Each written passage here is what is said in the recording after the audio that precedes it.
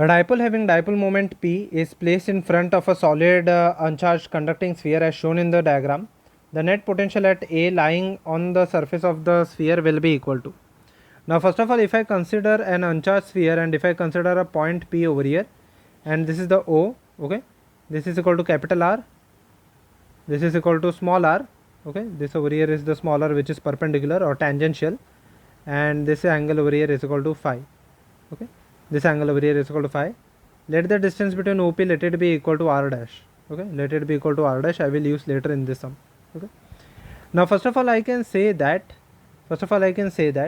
whatever is the potential derived, okay, whatever is the potential derived at A, okay, now whatever is the potential derived at A and there will be a certain potential at O, both these potentials will be same. Now the reason being, if I consider electric field, it has the formula dV divided by dx, okay, that is I can say that electric field or dV will be equal to E dx, okay. Now what is E? E is the electric field, okay. Electric field inside a charged conductor will be equal to 0, okay. Electric field at any point inside the charged conductor will be equal to 0, okay. So whatever may be this induced charge, okay, due to this there will be certain induced charge. Let us say there are certain positive and negative charges distributed, okay, in any possible direction, okay, in any possible direction. The total potential will be equal to the potential at point O, the potential at point O will be equal to the potential due to the dipole plus the potential due to the induced charge. But I can clearly say that since the electric field intensity inside this point is equal to 0, inside the conductor is equal to 0, the potential due to the induced charge has to be 0, okay. V induced will be equal to 0, okay, V induced will be equal to 0.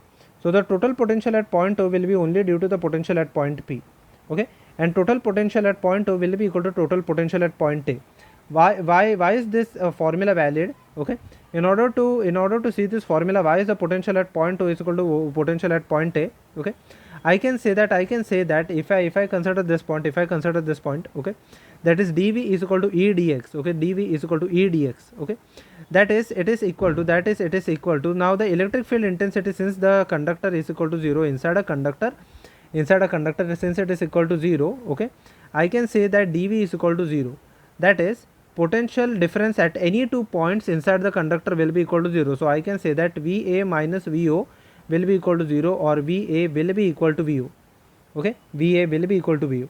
So basically the potential at point A will be equal to potential at point O. Potential at point O due to the dipole is given by the formula, it is given by the formula Kp, okay, certain constant into the dipole moment divided by it will be equal to r dash square, okay, it will be equal to r dash square. Now the moment you can clearly see it is in the direction, basically it is in the direction of the O, okay, it is in the direction, since the radius and the center are aligned along a straight line, it will be equal to Kp divided by r dash square, okay. Now how can r dash be written in terms of cos theta? Cos theta over here I can clearly say, or cos phi will be equal to small r divided by r dash. So r dash can be written as small r divided by cos phi, which will be equal to Kp divided by r square into cos square phi, okay.